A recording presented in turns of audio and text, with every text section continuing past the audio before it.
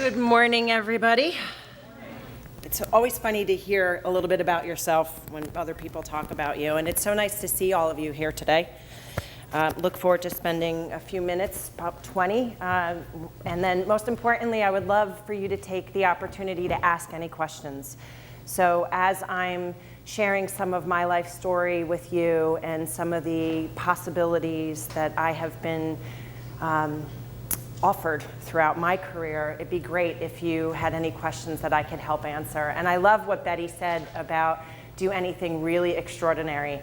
And although we didn't plan this, that threads right into how I wanted to share my experience in the world of being daring as a female with you. So do anything really extraordinary, and I want to talk to you about possibilities. So again, as Dean Enright stated, I am the head of strategy and business development. What does that mean?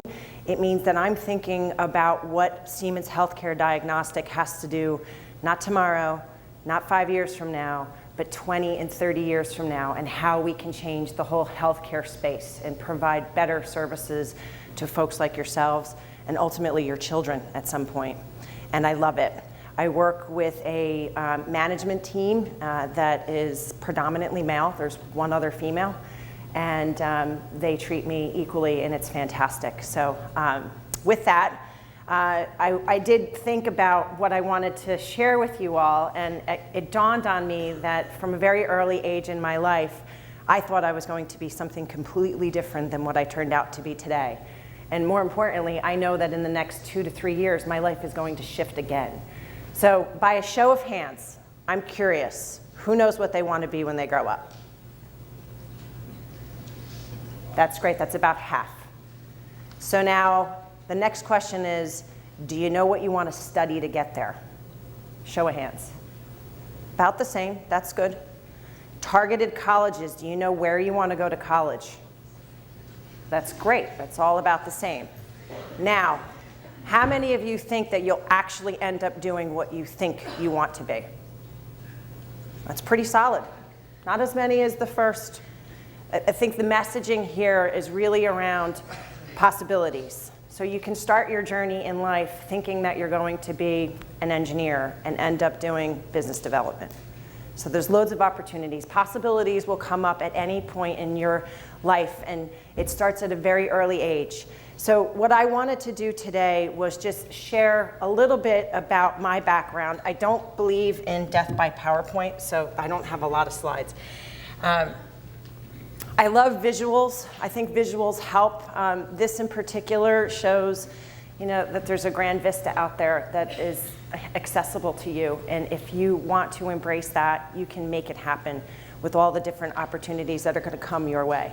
When I was sitting in your shoes, I had no idea how fantastic having a career can be and being empowered to make decisions. And then most importantly for me, what feeds me and fuels me is collaboration and being able to work with other people who are super smart and being able to harvest some intelligence from them and using it for my own benefit or for the company's benefit. So take the journey as you start into your college careers and then ultimately your full-time careers to look for those possibilities that you may not even know are there yet. I have 3 statistics. You got to do some statistics.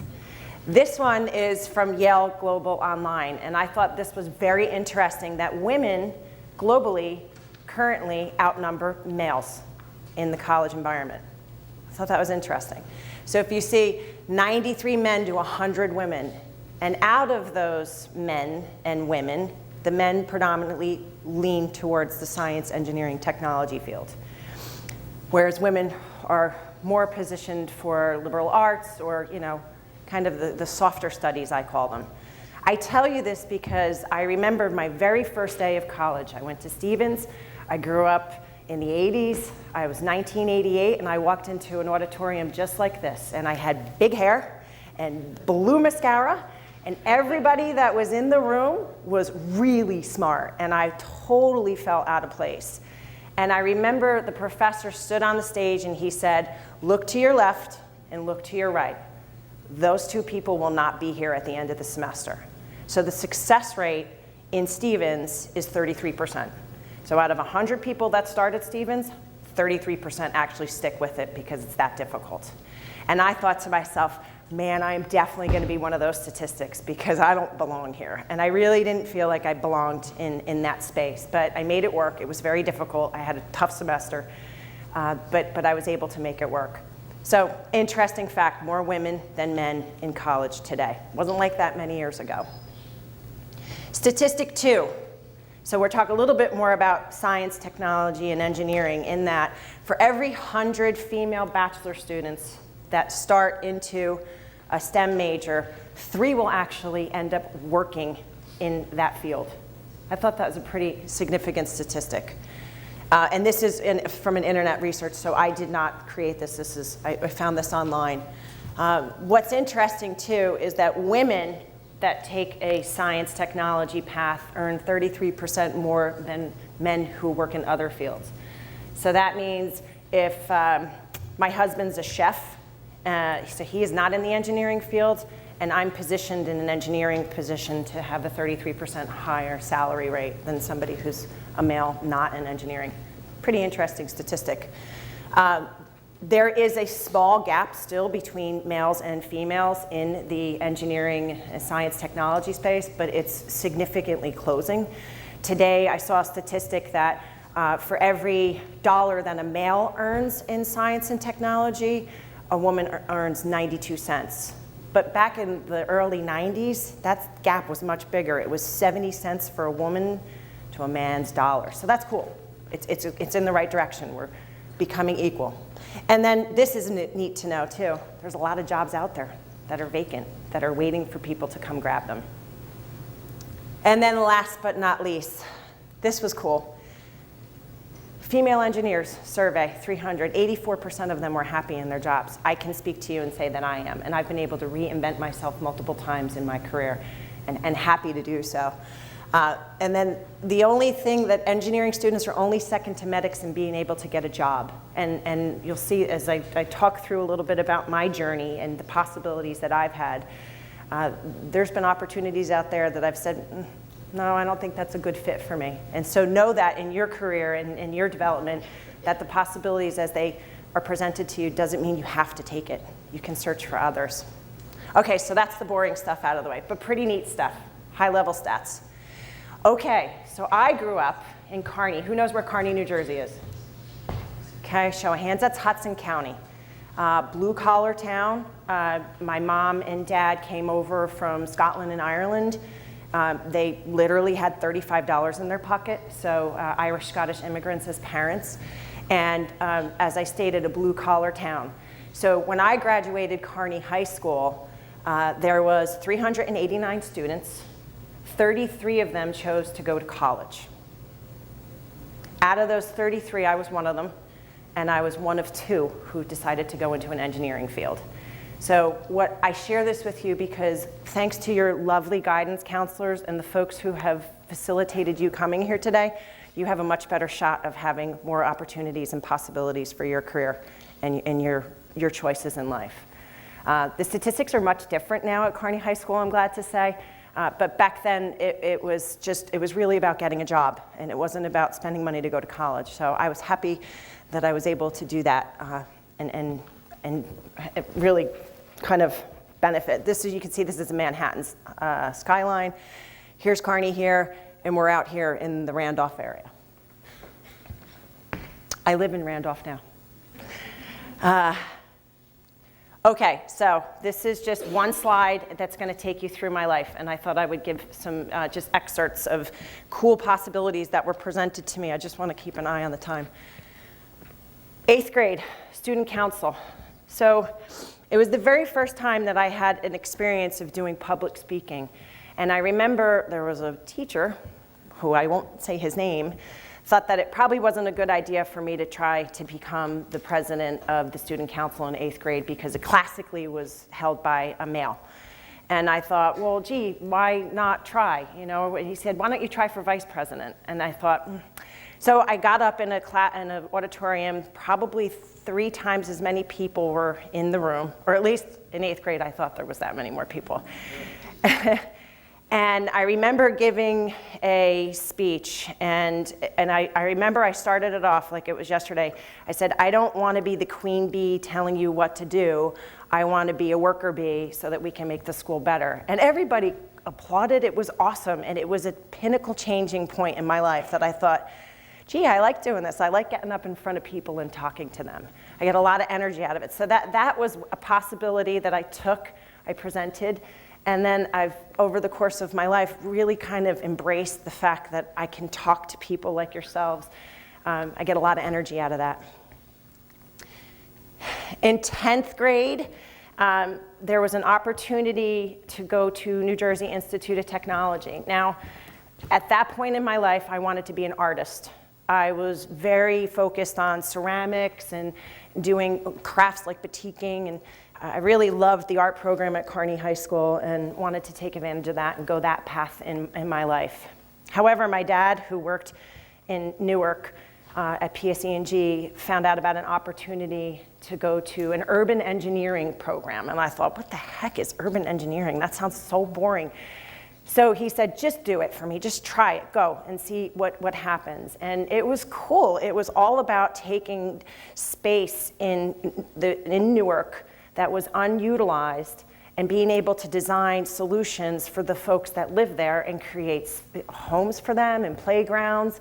And so we spent the whole summer just working on possibilities for urban areas within Newark. And I walked away from that thought, that's really cool. And I provided solutions that potentially could be used. So my motto has been for a very long time, be a solution provider. Don't complain about the problems. And oh, by the way, own it. You need to be your own advocate. So look for those possibilities, look for those solutions, and provide those solutions. 12th grade. So I got a full ride to go to School of Visual Arts, 100% paid. Remember, blue collar town. My parents didn't have much money. So I thought, this is great. I'm going to go, and I'm going to be School of Visual Arts. I'm going to be a ceramics pot thrower. And at the same time, my dad said, please apply for some engineering schools. And I was like, I don't want to be an engineer, Dad. So well, I took his advice, and I applied for some grants. And lo and behold, I got a full ride to Siemens. So, and at that time, it was $1,200 a credit. Now it's like $6,000 a credit. It's crazy. That being said, I had a conversation with my dad, and he said, you can always be an artist, you can't always be an engineer. And I thought, okay, there's my path. And so I chose to go the engineering route. That being said, I never went back to ceramics. My art now is I play the bagpipes. And you'll actually see me in parades. Rory O'More, with one of the few women that are in the band. Go to college, had a blast, had some peaks and valleys of success in my GPA. Some classes I really gravitated to, some I was just, awful. But that being said, what I did learn around my junior, senior year is to ask questions and raise my hand. So when somebody's teaching me a Laplace transform in my junior year of college, I was like, why do I need to know how to do this advanced math? And I was lucky enough to have one professor who actually explained it to me and said, you can use this to solve groundwater problems. And I thought, oh, that makes sense. So at the end of my senior year, everybody's scurrying to get a job. I went to Merck, and I was lucky enough that they offered me a full-time job. And when I learned more about what the role was going to be, I thought, gee, I don't want to do that. And so the possibility to have a job, to secure financial money for myself, to grow up, go get an apartment. I lived in Hoboken, I had no money. And I thought, you know what, that's not for me. So that possibility presented itself, and I chose not to take it. And then I really didn't know what to do. And then my dad, as you can imagine, he was pretty upset because he wanted me to get a job. That being said, I decided to just continue my career in academics. I finished my master's, did my PhD, and almost went to vet school. But by that time, I was like 28, and I thought I should probably get a job. And plus, my husband would not have stayed with me.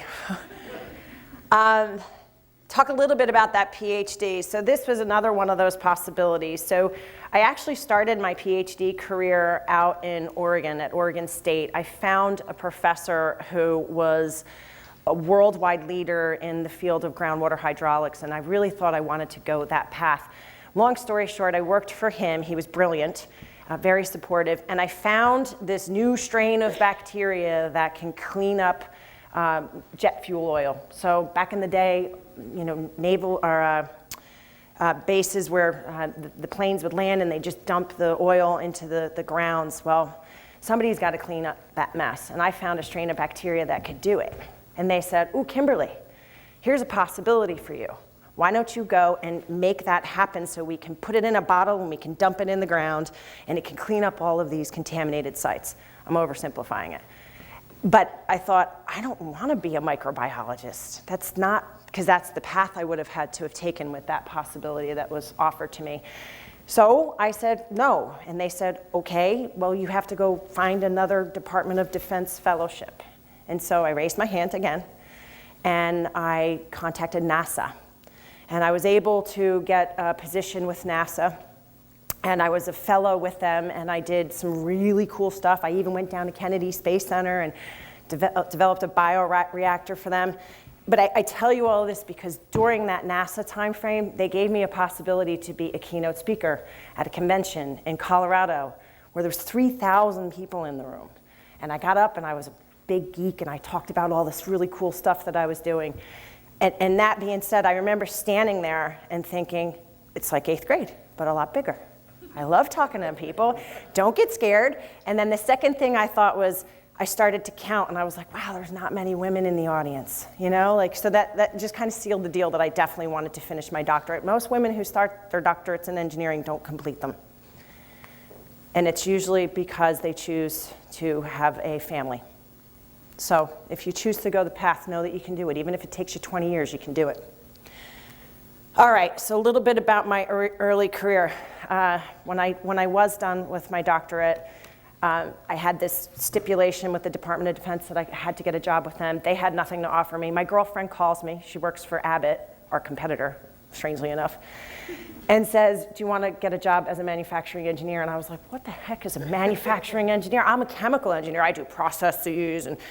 And so I started my career. I just jumped in it. I had no idea what it was. I had no idea how to do it. But I thought, it's a possibility, it's a paycheck, and maybe it'll lead to something cool. And then I became a mom. I found out 4 days after I started this job as a manufacturing engineer that I was pregnant. And I was like, oh, they're going to fire me. And so I'm proud to say I have 3 daughters, 14, almost 12, and almost 10, and they are a handful, but I do love them. So I tell you that because I chose the possibility to have a family. There's some folks who are in the science technology who choose not to. A lot of my girlfriends chose not to have children, and either way, whatever works for you. Okay, this one is an interesting one. I remember, so think about the NASA and the symposium that I spoke to. And I'm standing there and I'm talking, bah, bah, bah, bah, and I'm going 1, 2, 3, 4. There's been so many times in my life where I have counted how many men are in the room versus female. And the one number that sticks is 42. I was in a meeting a couple of years ago, quite a few years ago, and I found myself counting how many women, and I was the only one. And I was like, gee, this kind of stinks. I'm the only girl in the room. And so I questioned that. I questioned why. Why do we not have more females participating in some of these, executive management meetings at Siemens? And again, like I said, raise my hand. I've changed my career many times by saying, I'm bored. Can I do something different? And in my particular Siemens, they foster that type of behavior. So if you prove yourself and you know what you're doing and you prove yourself, you can raise your hand and look for different possibilities. And I have an operating model. Sounds kind of corny, very process focused, but I really dug deep into myself and said, what do I want to be when I grow up? And the answer is, I want to be the sought after partner. I want to be the person that's in a room that people say, this will not be successful unless Kimberly is involved. And so I've used that as my core to make sure that I collaborate and do everything to make the needle move further. Okay, this is a cool one. How am I doing on time? Okay. So I had an opportunity to become a chief executive officer. So my whole life, once I got into this career of engineering, was I got to be CEO. I've got to do it. At some point in my life, I've got to become the top dog. And it wasn't about title. It was about the ability to move and make decisions quickly that would benefit not only the people that we provide services to, but to the company's bottom line. So I had an opportunity to go run a $100 million business, dairy. So I'm engineer making instruments that analyze blood, and now I'm running a farm. So big change, lots of possibility. I had great cheese in the refrigerator at all time. It was fantastic. But on day one, when I walked into the building, the gentleman who was supposed to be my mentor because he had previously run the company said to me, "You don't know anything about this business. You are going to fail." And I just, I took this possibility as a growth spurt for myself. And that was really disheartening to have somebody who was supposed to be my mentor actually shot me down right out of the gate. So I took that as energy and possibility to change the way that the company's model worked. And within 6 months, I was able to increase the gross margin by 2.5%, which is huge for a $100 million company. And then I ran that company for about 14 months, opened up a whole new product line. We created new trucking lanes that were providing products to customers. And then I raised my hand. And I said, I'm bored. I don't want to do this anymore. And luckily, my friends at Siemens, when I departed to go do this CEO stint, I left on a really good note. And that being said, I called up and I said, hey, I'm interested in coming back to Siemens. Is there any way that you might have a role for me? And so they offered me 3 positions, which is kind of cool, because I got to pick the possibility that was best for me. So I came back, and now I've been back at Siemens for 2-3 years now. Total career there, 15 years. And I'll be there until I retire or choose to do something different. I became fearless. I told you I helped define the future of healthcare. There's some stuff that Siemens is working on that is so cool that I wish I could share it with you, but you're going to see it in time and you're going to go, wow, Kimberly was part of that. It's game changing. And then this, again, the 42, now I go into rooms. I ran a workshop in January and there was 30 individuals from all over the world, and I was heading it up. It was all about innovation and how to be innovative. And I looked around the room, and I'm the only female, and there's 30 males, and I was so proud that I was helping to engage these folks to pick their brains to be smart. So I went from questioning it to embracing it.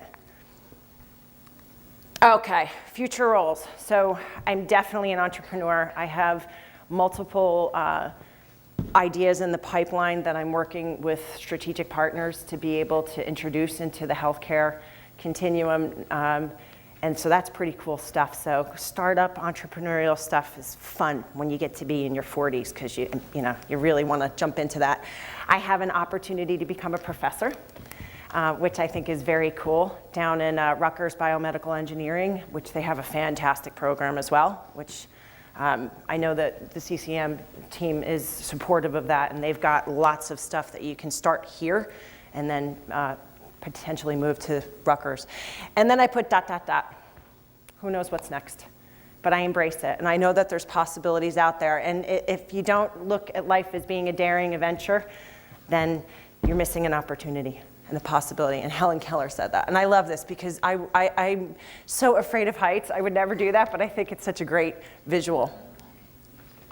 So in closing, embrace those possibilities that you're going to be presented with throughout your journey. Challenge your limits. Always push yourself that extra step. Don't ever say you can't do it.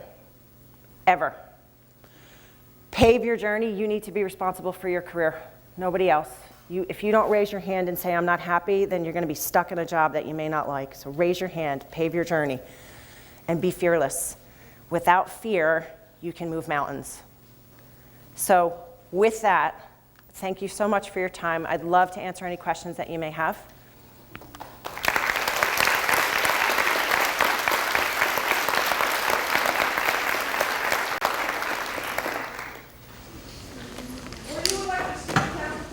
I was.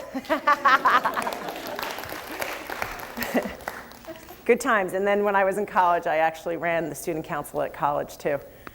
That was fun. We'll just leave it at that. So I do hope that, go ahead, question? How did your engineering degree let you become management and strategy?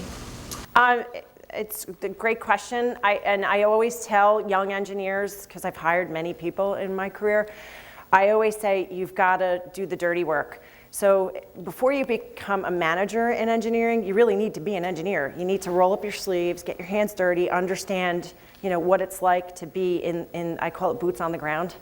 And then I think it's a lot of personality. So not a lot of engineers want to go into management. I did, because I like to foster people and I like to help enable them to have career paths. It's one of the things that I get a lot of energy out of. So in short, be the person that you're going to ultimately be sponsoring as a manager and raise your hand, ask. I did the same thing. It was a boredom thing. I was like, I don't want to do this engineering stuff anymore. I want to help people. How about failure? Did you have some failure in that journey? It's a great question. And in short, I would say absolutely. There's been multiple times that either I've worked on a project that has been closed down. So that's a team failure, not because of the product itself, but because of the direction of the company. I would also say that I think I missed my calling in the executive team today. So because I took that CEO role, I would have been in a much different position had I not gone to be a CEO. I definitely believe that I would have been at a different position on a management team, like the big dog level. So that to me is kind of an internal failure. But I have to embrace the fact that the possibility of CEO taught me a whole new world. And so with that, I think that just taking those possibilities is always the right step. And instead of looking at it as a failure, look at it as a missed opportunity that maybe will present itself again. Are you still doing the down and dirty stuff and the management stuff, or are you done with that and you're just in the management? Now, that's a great question. And so there's peaks and valleys where I'm in the dirt, and then there's times when I'm kind of navigating the big picture. There's a particular project right now that I have a lot of passion for. And generally, folks don't understand the technology, but I do. It's around mass spectrometry, boring stuff, but I am the expert in mass spectrometry for the company. So I am a down and dirty engineer who's also trying to paint the vision of we need to kind of adopt this technology into our portfolio. Well, doesn't that keep you more interested in it also? It opens up another line for you once you're done with this and you go somewhere else. And it does. Is that harder in your company once you've been there for so many years? I would say it is harder if you choose not to do it. I think the thing that drives me is I like to be in a room full of PhD people, males, females. I'm actually the only female PhD. But I love being with these guys, and they start talking shop and dirty, down and dirty, and I'm right there with them. And so that level of respect that I receive from being able to be that knowledgeable, as well as the collaboration, it fuels me. And then it gives me credibility when I go to the CEO and I'm painting the vision, but yet I can talk about the nuts and bolts. So, hardwired that way. Do you regret anything? I regret not keeping the art piece of my life alive. I got a lot of energy out of that. And so I always say I'm going to go back, but when you have kids and you've got a career and you're trying to start other things in your career path, it's kind of tough. So I do regret that. And I do regret when my kids were little, I traveled a lot for the company. Like 75% of my time I traveled. So I made a decision with the company when I came back that I was not going to do that travel anymore. And I made that clear. I said, I have to be here for my kids because they're at that age where they're starting to become teenagers. So 2 regrets. Since your dad pushed you into this path, are you going to do the same with your daughters? It's a great question, and my daughters would say, yeah, I do that to them. So what I do with my children is I pave the possibilities for them so that they can pick. My kids have no desire to be engineers. but one is laser focused on a vet, to be a veterinarian. Another one wants to be an attorney. And then my little one is a world champion Irish dancer, and she wants to be an Irish dance teacher. So I've got no luck getting her into college unless it's for dancing at Notre Dame. But yeah, it's a great question. I know you said that sometimes you were the only woman sitting in a huge meeting, but did it ever discourage you that you were a woman, that you couldn't do anything? I think back in the 1, 2, 3, 42 question mark, I was a little discouraged. I was also young. I wasn't as seasoned, and I didn't have the street cred.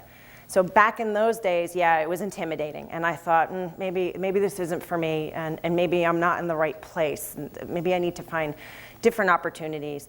But that, again, I looked at that as a possibility to invent myself and become somebody who absolutely loves to be in those type of positions now, and helping harvest all these smart thoughts to move healthcare in the right direction. Is there anything you wish you had done differently when you were our age? I wish I had learned more about the possibilities. So I think if number one, I thought I wanted to be an artist. Number two, I ended up in engineering. If I had known at your age what the different options could be, I might have been an attorney. I might have been a mathematics major, but it was really two options for me. So when I was sitting in your shoes, I didn't have the support of guidance counselors and team members within the school to kind of help me look for different journeys that I could pursue. So I kind of regret that. Were you ever taken less seriously to the fact that you're a woman, and if so, like, how did you deal with that? Yes, that's a great question. I had this one, I won't say who it is, but I had this one individual who, he and I was running a project, and he was one of the engineers on the project. So I was moving into that management role that I was asked about before without a management title. And he made a comment to me, and he said, "You should just leave and go home and take care of your children." And I was like floored. And there was another woman who happened to be with me, and I think she actually held me back because I really, just his personality and the way that he came across was just fire and ice. It was brutal. And so that was a little bit discouraging that somebody could actually call me out and say that I wasn't worthy. So I just took that again as a possibility to prove him wrong. He ended up leaving and opening an organic manure company, and that didn't do well. So.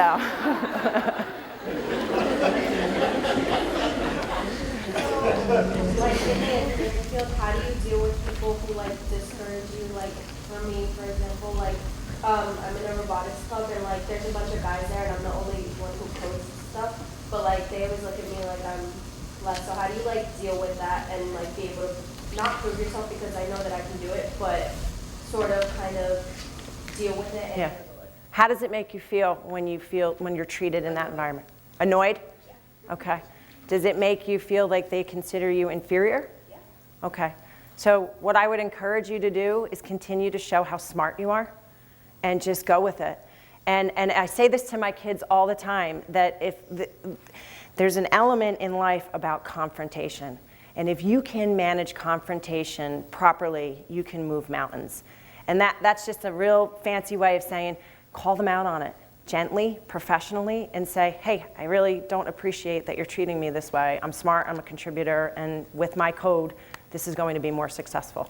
But do it with that soft edge, because you don't want to come across as a B word. You know, so just watch that. And that's something, especially as a female, you have to watch that, because you don't want to be perceived at any time as being that B, edgy kind of, don't go there. It doesn't help. Do you find it difficult to juggle a family and a career? I have a lot of help. And the answer is yes. It's very difficult. And I have a husband who is very supportive, and he owns his own business, which is more of a weekend business. He does catering, and he has like a restaurant. So with their help, and my mom and my dad, and when the kids were little, I had an au pair, so I had somebody who physically lived in my house for 5 years who took care of my kids. But it can be done, is the message. Probably last question, you think? Okay. Did you experience any major like culture shocks or things that you weren't expecting when you jumped into like all these different fields and areas? It's a good question. I think the first culture shock was walking into Stevens that day with my big hair and my blue mascara and thinking, man, I don't belong here. I wish you could be there with me in that moment. It was horrible. So that was a culture shock. And then as I moved into my first day of manufacturing engineering, again, here's guys with like glasses on and pocket protectors and super smart and on the floor fixing wires and hard wire, and I'm thinking, I'm like, I don't know what to do. And then my first time ever presenting to the management team at Siemens, so these are really smart people who, it's a I think we're at 4.2 billion euro profit center per year. That's 4.2 billion euros, tons of money. And the first time I had an opportunity to present to that top management team was a culture shock.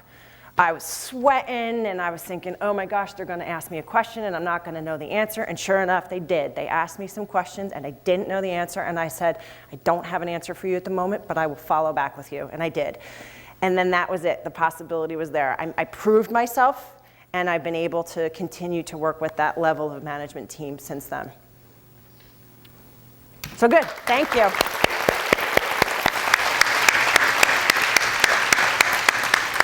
have something for you. I wish you all the best of luck. So we have something for Dr. Davies from all of us. And it reads, this award is presented to Dr. Kimberley A. Davies, to those who soar higher, fly farther, and succeed in passing the ordinary boundaries of success. Women Who Dare 22 at County College of Morris, May 13th, 2016. That's awesome, thank you. Thanks. That's fantastic. Thank you so much. Thank you so much. Oh, perfect.